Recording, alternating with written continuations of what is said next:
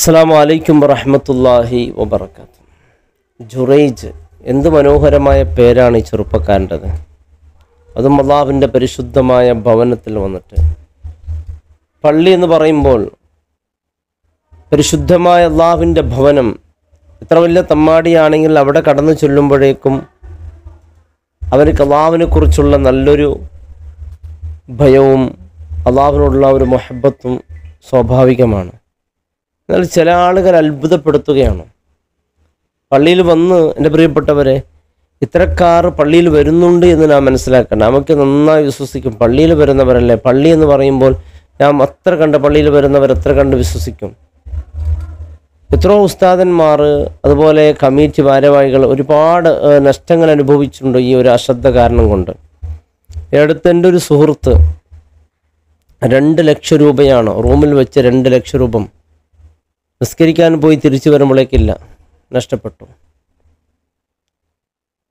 കാരണം അവിടെ വരുന്നവർ പരിചയമുള്ളവരും നല്ല ആളുകൾ ആണല്ലോ. എന്നാൽ പിന്നെ അത് തിരിച്ചു കിട്ടിയതുമില്ല. അതിന് പിന്നിൽ ഒരുപാട് പ്രയത്നങ്ങളും ത്യാഗങ്ങളൊക്കെ ചെയ്തു, തിരിച്ചു കിട്ടില്ല. പിന്നെ പള്ളി അവസാനം വിടേണ്ടി വന്നു.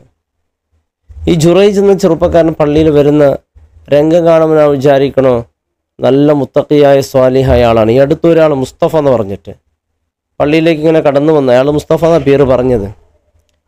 വരുന്ന സമയത്ത് പള്ളിയുടെ പുറത്ത് നിന്ന് അങ്ങനെ വരുന്ന റോഡ് ഇങ്ങനെ കാണും. അല്ലെങ്കിൽ ഇങ്ങനെ നടന്നു വരികയാണ്. നടന്നു വരുമ്പോഴേക്ക് കൈ ഇങ്ങനെ തസ്ബീഹ് പറയുന്നത് പോലെ ഇഷാറാക്കിക്കൊണ്ട് ഇങ്ങനെ വരികയാണ്. അപ്പോൾ ഈ തസ്ബീഹൊക്കെ പറയുമ്പോൾ സ്വാഭാവികമായി നമുക്ക് ആ സമയത്ത് നാം വിചാരിക്കും നല്ലൊരു സ്വാലിഹായ മനുഷ്യനായിരിക്കുന്നല്ലേ. നേരെ വന്ന് വുദൂഎടുത്ത് നേരം പള്ളിയിൽ പോയി 2 റക്അത്ത് തഹീയ്യത്ത് നിസ്കരിച്ചു. നേരെ റൂമിൽ വന്നിട്ട് നന്നായി സംസാരിച്ചു. കൂടെയുള്ള ഉസ്താദന്മാരൊക്കെ സംസാരിച്ചു. അവൻ പറഞ്ഞത്, ഞാനിങ്ങനെ എല്ലാ വീടാന്തരം കന്തിന്, അതായത് സ്കീമിനായിട്ട് ഞാൻ ടിവിയും അതുപോലെ വാഷിംഗ് മെഷീനും പലതും ഇങ്ങനെ കൊടുക്കും. അങ്ങനെ ഈ അടുത്തൊരു വീട്ടിലേക്ക് കൊടുത്തതാണ്. തൊട്ടടുത്ത വീട്, സ്ഥലത്തിൻ്റെ പേരും അവിടെ ഉള്ള ആളുകളെ പരിചയമൊക്കെ പറഞ്ഞു.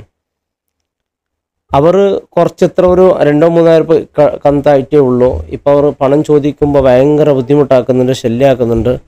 അവർ തന്ന പൈസ എൻ്റെ കയ്യിൽ ഇപ്പോൾ കൊടുക്കാനുണ്ടായിരുന്നെങ്കിൽ ആ 10,000-50,000 സ്വത്തുക്കളെല്ലാം വാങ്ങിയിട്ട് അത് ഉസ്താദിനെ ഏൽപ്പിക്കുക.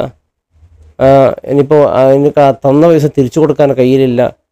അങ്ങനെ കുറച്ച് പൈസ സ്വരൂപിച്ചെങ്കിൽ ഞാനിപ്പോൾ തന്നെ പിക്കപ്പിൽ കൊടുത്തിട്ടത് പള്ളിയിലേക്ക് എത്തിക്കാമെന്ന്. ആ ഉസ്താദന്മാർ വിശ്വസിച്ചു, അങ്ങനെ കൊടുത്ത്. സുബ്ഹാനല്ലാഹ്.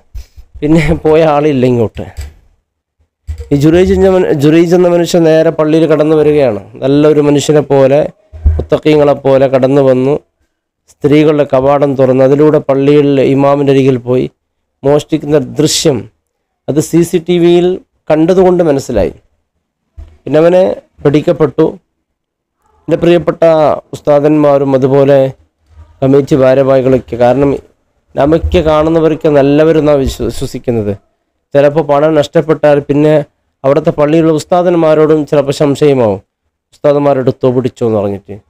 അപ്പോൾ നാം ഒരു അതിര് കവിഞ്ഞ വിശ്വാസം, പ്രത്യേകിച്ച് പള്ളിയിൽ വരുന്നവരൊക്കെ എല്ലാവരും മോശക്കാരെന്നല്ല, കൂട്ടത്തിൽ ചില ഇത്തരക്കാരുമുണ്ട്. അപ്പം നഷ്ടപ്പെട്ടതിൻ്റെ ശേഷം പിന്നെ ഖേദിച്ചിട്ട് കാര്യം ഉണ്ടാവില്ല.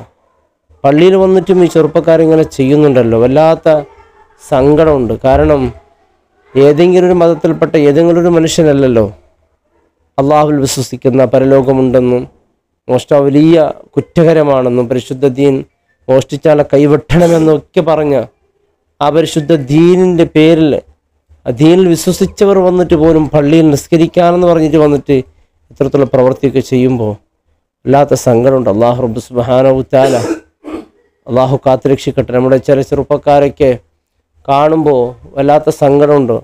പള്ളിയിൽ നിസ്കരിക്കാൻ വരുന്നവർക്കും മയക്കുമരുന്നിന് അടിമകളായിട്ടാണ് നിസ്കാരത്തിനൊക്കെ വരുന്നത്. അള്ളാഹു കാത്തുരക്ഷിക്കട്ടെ. ഈ ഒരു സംഭവം തിരൂരങ്ങാടിയിലാണ് നടന്നത്. തിരൂരങ്ങാടി നമ്മുടെ നാട്ടിൽ നടക്കാൻ പാടില്ല എന്നില്ല. നമ്മുടെ നാട്ടിൽ തന്നെ മോഷ്ടിച്ച് 2 ലക്ഷം രൂപ ഇന്നേ വരെക്കും കിട്ടിയിട്ടില്ല. എൻ്റെ സുഹൃത്തിൻ്റെ. അപ്പോൾ പള്ളിയിലൊക്കെ ശ്രദ്ധിക്കുക.